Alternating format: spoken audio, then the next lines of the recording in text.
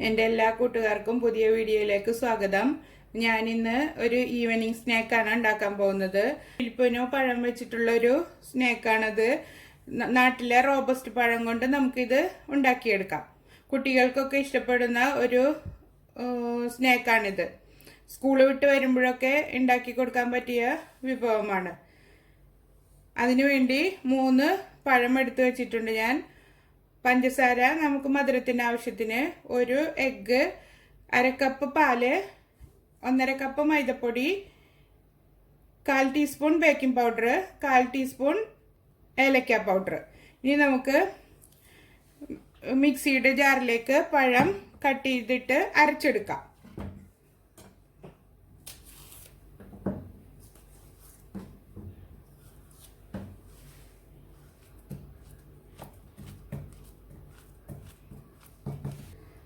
പഴം അരിഞ്ഞിട്ട് ഇതിലേക്ക് നമുക്ക് ഒരു എഗ്ഗ് ഒഴിച്ചു കൊടുക്കാം. 1/4 കപ്പ് പാല്,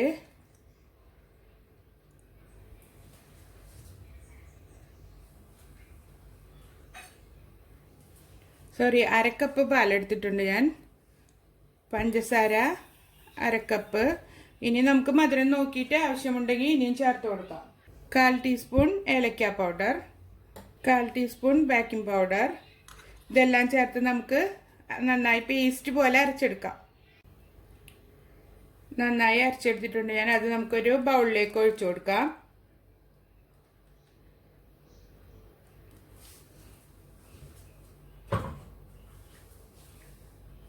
ഇതിലേക്ക് നമുക്ക് മൈദപ്പൊടി കുറേശ്ശെ ചേർത്തിട്ട് ഇളക്കി നോക്കാം.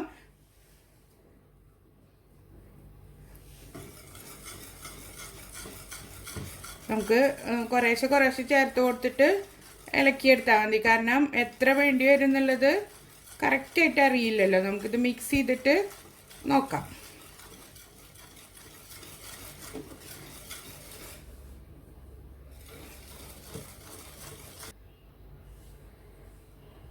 നന്നായി കട്ടയില്ലാതെ ഇളക്കി മിക്സ് ചെയ്തെടുത്തിട്ടുണ്ട്. ഈ ഒരു തിക്നെസ്സിലാണ് കലക്കിയെടുക്കേണ്ടത്. ഒരു 2 ടേബിൾ സ്പൂൺ മൈദപ്പൊടി ബാക്കി വന്നിട്ടുണ്ട്. ഇനി നമുക്ക് ഇതിലേക്ക് ഒരു നുള്ള് ഉപ്പിട്ട് കൊടുക്കാം. ഇത് ഇനി 10 മിനിറ്റ് നമുക്ക് മൂടി വയ്ക്കാം. അതിനുശേഷം നമുക്ക് ഇത് വറുത്തെടുക്കാം. മധുരം പാകമാണോ നോക്കണം, ഇല്ലെങ്കിൽ ഈ സമയത്ത് ചേർത്ത് കൊടുത്തിട്ട് വേണം മൂടി വയ്ക്കാൻ. 10 മിനിറ്റ് നേരം ഞാൻ മൂടി വെച്ച് ഇനി നമുക്ക് ഇത് ഫ്രൈ ചെയ്തെടുക്കാം. അതിനുവേണ്ടി ഒരു പാൻ അടുപ്പത്ത് വെച്ച് ചൂടാക്കുക. അതിലേക്ക് നന്നായി ചൂടായി വന്നതിന് ശേഷം ഫ്രൈ ചെയ്യാൻ ആവശ്യമായ ഓയിൽ ഒഴിച്ചു കൊടുക്കാം.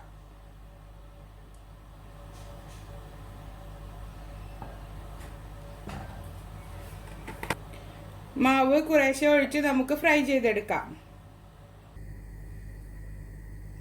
ഓയിൽ നന്നായി ചൂടായി വന്നിട്ടുണ്ട്. അതിലേക്ക് നമുക്ക് കുറേശ്ശെ ഇട്ട് ഫ്രൈ ചെയ്തെടുക്കാം.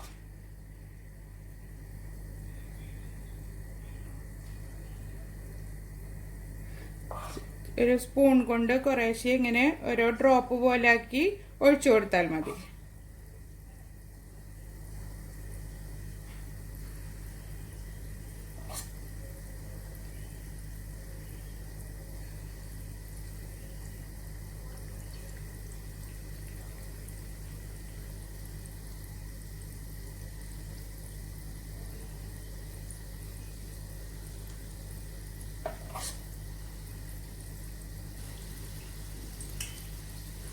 പാനിൽ ഞാൻ ഫുള്ള് ഇട്ട് കൊടുത്തിട്ടുണ്ട്.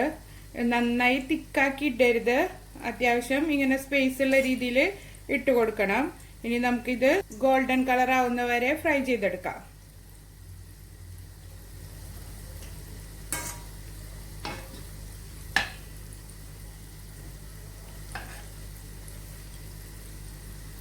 ചെറിയ തീയിലിട്ടിട്ട് വേണം ഫ്രൈ ചെയ്തെടുക്കാൻ, ഇല്ലെങ്കിൽ ഉള്ളു വേവില്ല. പുറം ഭാഗം നന്നായി കരിഞ്ഞു വരികയും ചെയ്യും. ഒരു സൈഡ് ഗോൾഡൻ ബ്രൗൺ ആയപ്പോൾ ഞാൻ മറിച്ചിട്ട് കൊടുത്തിട്ടുണ്ട്. ഇനി നമുക്ക് അടുത്ത സൈഡും ഇതുമാതിരി തന്നെ മൊരിച്ചെടുക്കാം.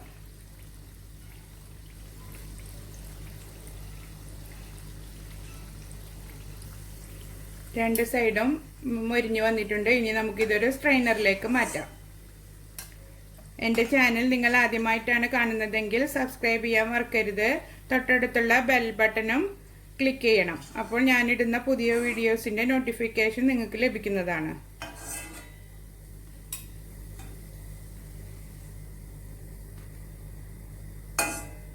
ഇനി നമുക്ക് ഇതേപോലെ അടുത്ത ബാച്ചും ഫ്രൈ ചെയ്തെടുക്കാം.